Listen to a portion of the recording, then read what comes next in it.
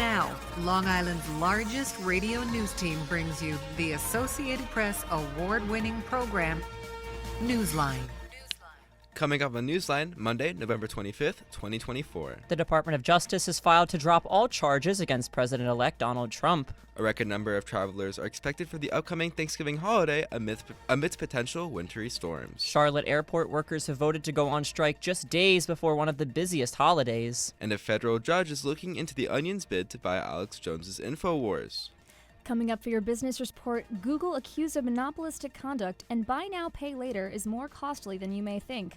I'm Jenny Dove, and I'll have all that and more later in the broadcast. In entertainment tonight, this weekend's box office and news across the pond. I'm Ricky Hubert, and I'll have all that and more for you later in the broadcast. Islanders turn the ship around with a win, and late drama for Hofstra men's soccer. I'm Cameron Campbell, and I have all that and more sports news coming up later. Good evening, everyone. I'm Cameron Bowden. And I'm Matt Fisher. We begin tonight's broadcast in Washington, D.C. Federal prosecutors in the Department of Justice have moved to dismiss the two federal trials involving President-elect Donald Trump because of a policy within the DOJ that refuses to prosecute sitting presidents.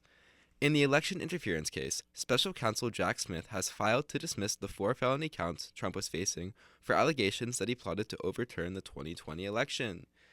Smith said that the policy to dismiss cases against sitting president is pertinent, and while this case will be dismissed, quote, prohibition is categorical and does not turn on the gravity of the crimes charged, the strength of the government's proof, or the merit of the prosecution, which the government stands fully behind.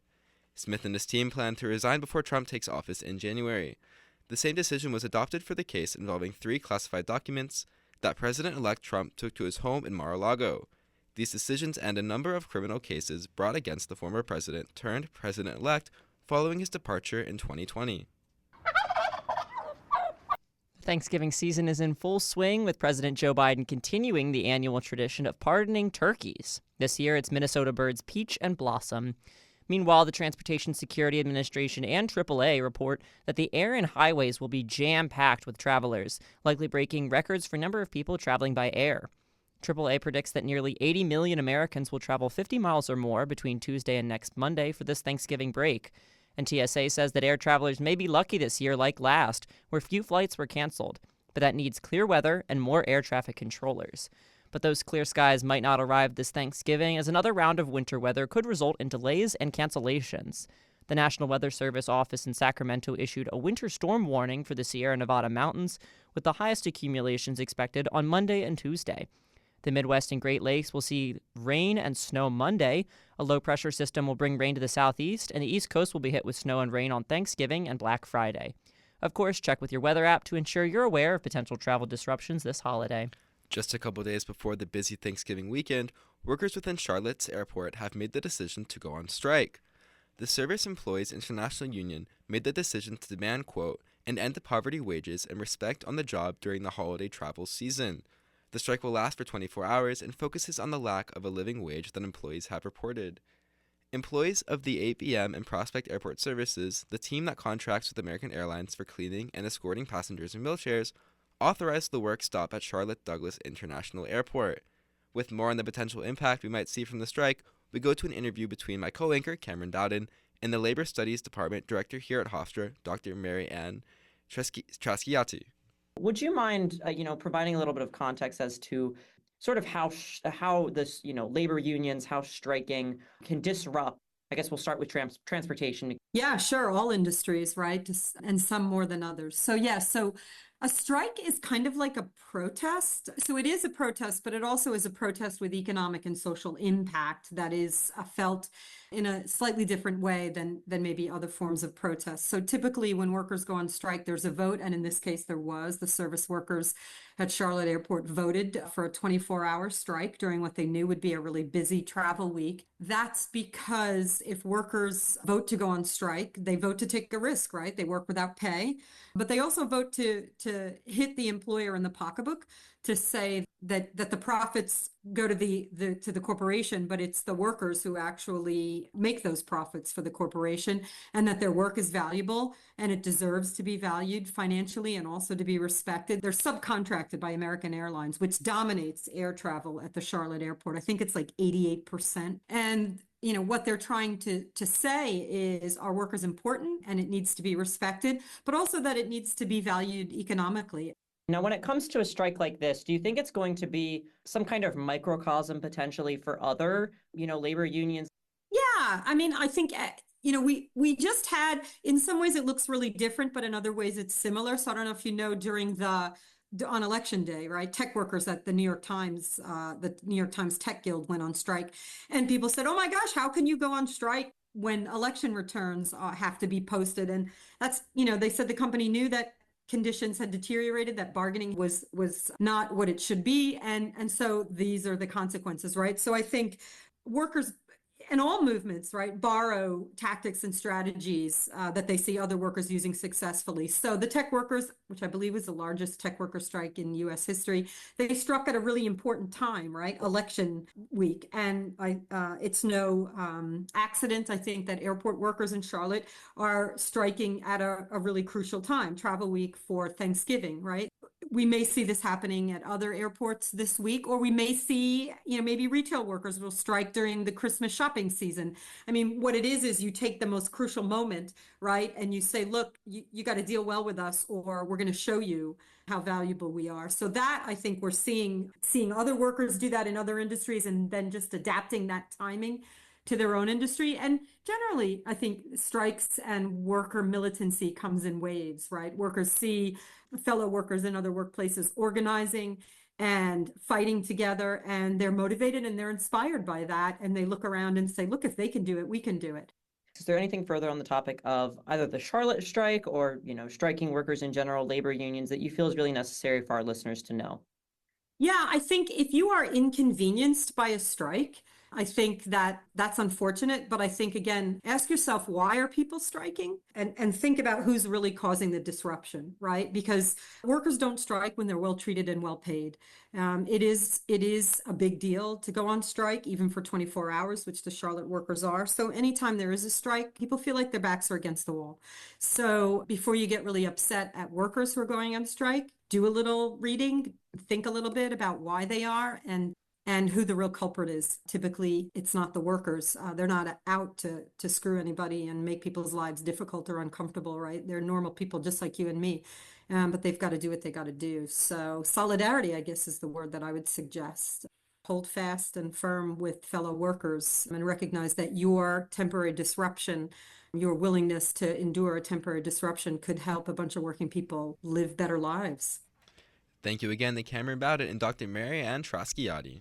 A federal judge out of Houston is hearing arguments in the case from InfoWars host Alex Jones to prevent the satirical news source The Onion from acquiring his show. Jones made allegations that both fraud and collusion were present in the bidding, ultimately allowing The Onion to win ownership over the source. Here's Jones directly following the announcement that The Onion won the bidding. Sound from Alex Jones's X account. The Connecticut Democrats with The Onion newspaper bought us. There's going to be injunctions filed. I'm about to go live out of Harrison's American Journal studio. I don't know what's going to happen, but I'm going to be here until they come in here and turn the lights off. Ben Collins, the CEO of Global Tetrahedron, the parent company of The Onion, shared the following about their decision to bid on InfoWars. By the end of the day, it was us or Alex Jones. That's who could either continue this website unabated, basically unpunished for what he's done to these families over the years, or we could make a dumb, stupid website. And we decided to do the second.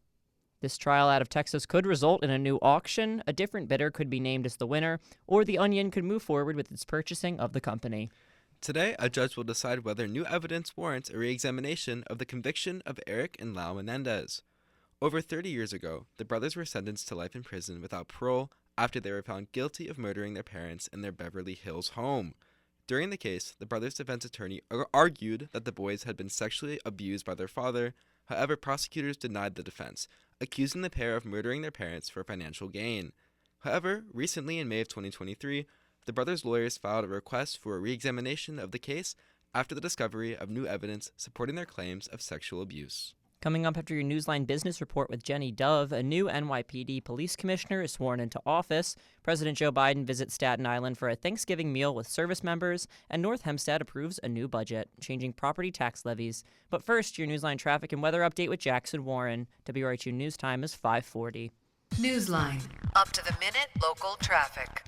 On this luscious Monday afternoon, the weather outside is mostly clear, holding a chilly breeze of 54 degrees with a wind gust of 8 miles per hour. Heading into tonight, it's going to be cloudy where the temperatures will drop to a low of 46 degrees with a 55% chance of rain and a wind gust of 13 miles per hour. For tomorrow morning, the weather will roll in some rain and sunshine, holding a nice breeze of 60 degrees, so make sure to pack your umbrella or rain jacket for tomorrow. For the rest of the week, it's going to be a mixture of clouds and showers with highs that could reach up to 60 degrees and lows that drop down to 32 degrees. But if I was you, I'll double check with your weather app for updates. If you're hitting the road today, make sure to look out for these delays.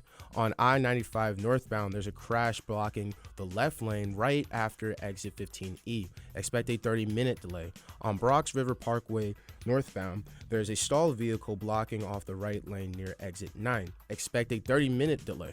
I'm Jackson Warren, and stay tuned for my second traffic update later on this broadcast. Newsline. Business news. The United States Department of Justice is accusing Google of monopolistic conduct for technology that displays online advertising in front of its users. Google is notorious for showing ads on the tops and sides of their platform and even utilizing a technology known as DoubleClick as well as Ad Exchange to match advertisers with publishers. The Department of Justice says Google is more concerned with acquiring and preserving its trifecta of monopolies than serving its own publisher and advertiser customers, or winning on the merits. This matter will be brought to trial next Monday for Google and the Department of Justice to make their final arguments.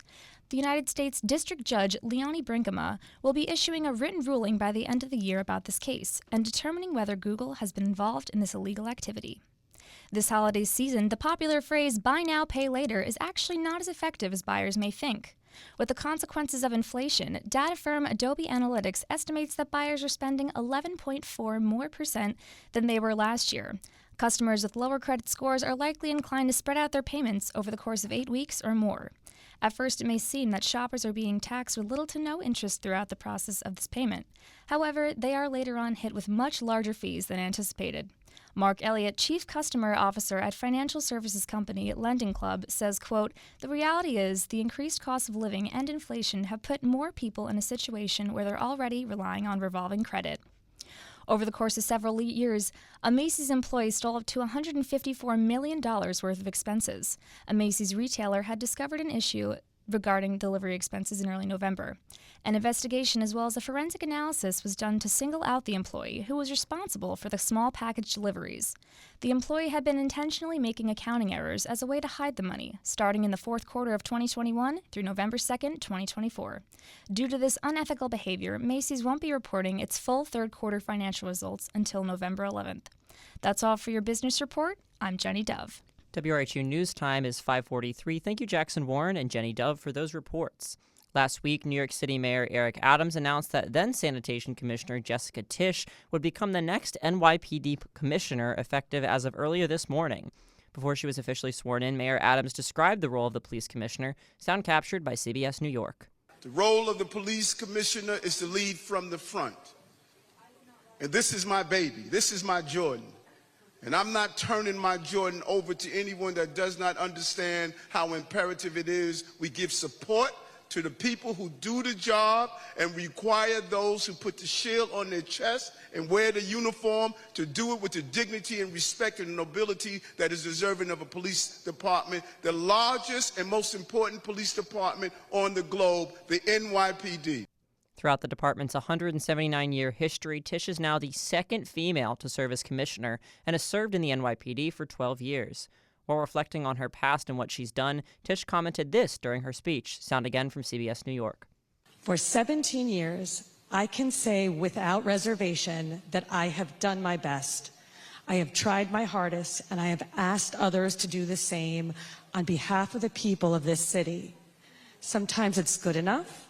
Sometimes there are even moments of greatness. Other times you miss. But when you miss, you wake up the next day and you go after it even harder. While Tisch was appointed, Mayor Adams thanked interim Commissioner Thomas Donlan for stepping into the role over the past 2 months and said, quote, "We appreciate his willingness to come on board and dedicate day and night to this city. I look forward to having him serve in his new role."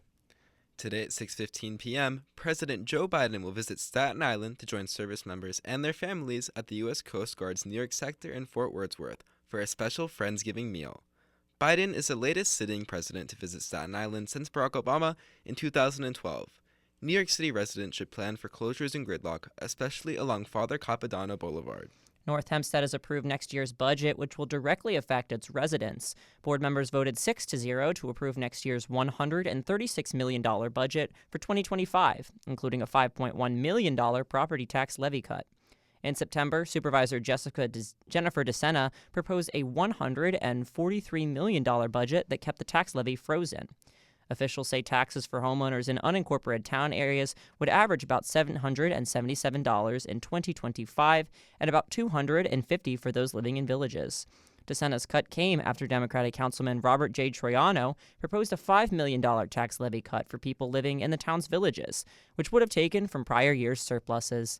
The board did not vote on Troiano's proposal. With the season of giving underway, organizations are coming together on Long Island to battle food insecurity. WRHU's Michael Dent attended a turkey drive in Bethpage. Let's take a listen to what he saw. The 16th annual Bethpage Turkey Drive took place Friday. It's an event used to gather and deliver food to low-income families on Long Island ahead of Thanksgiving. Donations rolled in as cars brought non-perishable items and frozen turkeys. The event works to combat food insecurity. One attendee, her name is Laura Barnum, spoke about why events like this are needed. I love it. I think this is the greatest thing, and I wish it was more than just Thanksgiving. I wish it was like every few months we could do it. You know, this many people giving so much stuff would be the best. The Atlas Threshold reports that more than 316,000 Long Island households are below their needs of living and working. Friday's event drew in over 3,000 turkeys in the morning alone. Assistant Vice President of Community Development and Government Affairs for Bethpage Federal Credit Union, Robert Suarez, says all donations are appreciated. Any donations, big or small, it really is appreciated because the goal here is to really give back to the less fortunate. Food insecurity it's an unfortunate thing that we have this issue, but Island Harvest, with a partnership with Bethpage, has been tremendous, and we're looking to bring meals during the holidays for those who are less fortunate. With less than a week to go until Thanksgiving, Friday's turkey drive was striving for 5,000 turkeys.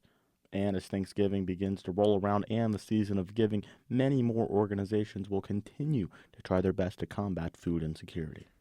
Reporting from Bethpage, I'm Michael Dent.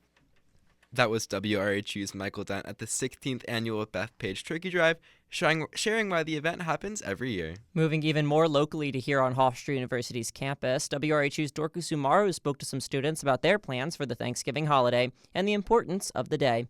Let's take a listen. Thanksgiving is a holiday a lot of people always look forward to every year, and I had the opportunity to speak to students on Hofstra University's campus to learn about what the holiday means to them and what makes it special.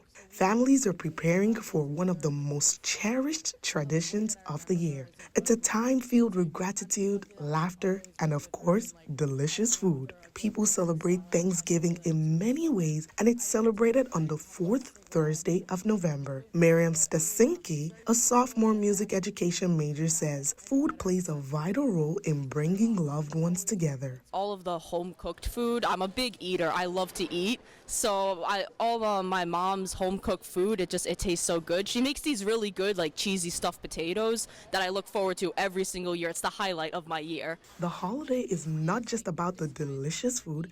It's also a chance to connect with those that we love. Kelsey Neves, a freshman English major, says she is most grateful for her family. I always look forward to helping out in the kitchen. I feel like that's where my mom and I bond a lot when we cook together and everything, because we're doing it for the entire family to enjoy. So I get to spend time with her, and I'm very grateful for that. That's where most of my thankfulness is for my family and all their support and everything. During this holiday, it is important to remember not everyone may have the same traditions, and some students might be far away from their families. Logan Doast, a senior finance major, says no one should be left out in this season of gratitude. My plans this year, I'm actually on the men's soccer team, and I'm going to be bringing all the foreigners to my house to celebrate. Thanksgiving is a day to create cherished memories with our loved ones. Kelsey Neves shares the unique family rituals that make the holiday extra special in her household. Well, we obviously have like our Thanksgiving meal at the end of the day, but something that my mom implemented recently is like disguising a turkey. So like we'll get a printout of like a turkey outline and then like draw on it and try and hide it in a way. So that's pretty fun. As we gather around the table this Thanksgiving, it is hard to ignore the whirlwind of emotions following the recent election and the many challenges we face globally. To help us reflect on the true significance of Thanksgiving amid the chaos, let's hear from Miriam Stetsinki, who shares advice on how to navigate these feelings. I definitely think that with everything going on, it's kind of hard to dedicate a whole day to being thankful when we feel like we're in a time where it's like, well, what can we be thankful for? But there is so much to be thankful for, and I think it is really important to focus on that stuff and just like, not forget about it for a day, but to just focus on the positive. Students say this is a time to reflect on the year so far and count our blessings. Happy Thanksgiving. Reporting in Hofstra University, I am Dorcas Umaru. Thank you again to WRHU's Dorcas Umaru for that report. Long Island math and English scores from grades 3 to 8 are down from last year. In English, students scored 48.1% overall, about 4% less than 2023 for proficiency and testing. And for math, they scored about 57.7%, about a 1% drop from last year. Locally, school leaders speculated that score declines might be related partly to the state's expansion of computerized testing, which has reportedly bewildered some younger students not used to toggling in other technical tasks. Superintendent of Malvern Schools and former president of the New York State Council of School Superintendents, Lorna Lewis, said she expected computerization problems to fade as students become more familiar with the technology. This morning at City Hall, NYC council members introduced a legislative package focused on addressing mental health in public schools. The proposed measures aim to create programs that help students navigate mental health challenges. One bill, sponsored by Councilmember Althea Stevens, would teach students to recognize and support peers showing signs of mental health issues. Another, from Deputy Speaker Diana Ayala, would require police to report violent incidents to the health department. These efforts seek to improve mental health awareness and safety for students citywide. Following last week's deadly stabbing spree in Manhattan that left 3 people dead, Eric Mayor Adams is renewing efforts to expand criteria for involuntary psychiatric hospitalization. The attack, allegedly carried out by 51-year-old Ramon Rivera, has led to Adams advocating for new legislation to address severe mental health issues. Rivera's attorney has requested a psychiatric evaluation before his plea. While Adams pushes for mental health reform, the New York Civil Liberties Union argues the proposal violates civil rights and could stigmatize those who are homeless or struggling with mental health challenges. A 73-year-old man is believed to have fell to his death after allegedly climbing through the 6th-floor window of his Manhattan home to escape a group of home invaders. Detectives believe that the man, Jacinto Remigio, was intoxicated when he fell out the window, as he was merely attempting to close it at the time of the fall. It is reported that the burglars targeted Remigio's son and tied him up while they stole a gold chain worth over $8,000 in value. Coming up, your Newsline Entertainment Report with Ricky Hubert and your Newsline Sports Break with Cameron Campbell. But first, your Newsline Traffic Update with Jackson Warren. WRHU News Time is 5:53 p.m. Newsline Traffic. If you're traveling towards JFK or LaGuardia today, look out for these delays. As of right now, there is a destination delay to Newark International Airport due to staffing. Expect an hour delay. There's also a delay to Tetherboro Airport due to weather inconvenience. Expect a 2-hour delay. Lastly, there's a destination delay to San Francisco International Airport due to staffing. Expect a 4-hour delay. For departure and arrival delays, both are expecting a 15 minutes or less. If you're heading towards the LIRR today, all trains are running on time, so don't be late. For your traffic update, on the Southern State Parkway, there's a crash blocking off the left lane near exit 23. Expect a 30-minute delay. That is all the traffic and weather updates for now. I'm Jackson Warren. Newsline Entertainment. Fans of the Broadway musical Wicked should be thrilled that the first part of its film adaptation appears to be very popular among moviegoers, grossing in $114 million domestically and $164.2 million globally, according to studio estimates on Sunday. It's the third biggest movie opening weekend of the year, falling behind Deadpool and Wolverine, as well as Inside Out 2. It's also grossed more money than any stage-to-screen adaptation in history during its opening weekend. Gladiator 2 also had a nice weekend, making $55.5 million in ticket sales, yet not nice enough, as it failed to reach the $60 million predicted that they're going to make. The film did perform well overseas, garnering $50.5 million internationally. Across the pond, some more upbeat news. Princess Kate will join her husband, Prince William, to kick off the upcoming state visit from Qatar on December 3rd. It is reported that Middleton will attend the state welcome, but not the palace party later that evening. Her attendance will be her next major princess engagement since completing her chemotherapy treatment in September of this year after being diagnosed with cancer back in March. Her first outings were earlier this month. Royal biographer Sally Smith had to say on the matter, quote, "She's clearly a vital piece of the royal family, really important both symbolically and in a future as queen. It was good that people saw her. You can't say that she is back, but you can see that she is coming back." With your news and entertainment report, I'm Ricky Hubert, WRHU. From the Philip Cavallero Sports Desk, this is your Newsline Sports Update. Islanders defeated the St. Louis Blues on Saturday 3-1 in a gritty performance. Islanders outshot them 31-25 with 2 goals by Kyle Palmieri and 1 by Brock Nelson. Tonight, the Islanders have a rematch with the Detroit Red Wings with puck drop at 7:38 as the Islanders try and string together a winning streak at UBS. You can catch all Islander games here on 88.7 FM, WRHU, and all across the Islander radio network. We turn to football as the New York Giants' losing streak continues as they lost 30-7 to the Tampa Bay Buccaneers with Tommy DeVito as their new starter. The Giants now look to Thanksgiving Day this Thursday as they take on division rival Dallas Cowboys at 4:30. The Jets are on a bye this week and they play the Seattle Seahawks on Sunday at 1. We now look at Hofstra Sports as the men's soccer team hosted a second-round game of the NCAA College Cup, losing 2-1 to the Vermont Catamounts in a heartbreaking fashion, as Rock Carlos' equalizing shot was ruled offsides in the 86th minute. The Pride now look to next season as they hunt for their 5th consecutive CAA Conference Championship. With your Newsline Sports Update, I'm Cameron Campbell. That will do it for tonight's edition of Newsline. Many thanks to the entire WRHU news team. Engineering our show this evening is the plentiful Parker Driscoll, the abundant Alex Hoy, leafy Lily Walpole, and the appreciative Alondra Nolasco Rojas. Thank you for tuning in to Newsline, only here on your 4-time Marconi Award-winning radio station, 88.7 FM, Radio Hofstra University. Access real-time, local Long Island, New York, and global news, along with content from WRHU Talent Monday through Thursday, 5:30 to 6 p.m. And tune back in from 7 to 9 Monday through Friday morning for our talk show, where we discuss Long Island life, national issues, and international issues from the minds and mouths of Hofstra students on the morning wake-up call. Lastly, check us out on social media at WRHU News for behind-the-scenes content. For Newsline, I'm Matt Fisher. And I'm Cameron Bowden. Thank you for listening. Have a great night, and from our family here at Newsline to yours, Happy Thanksgiving!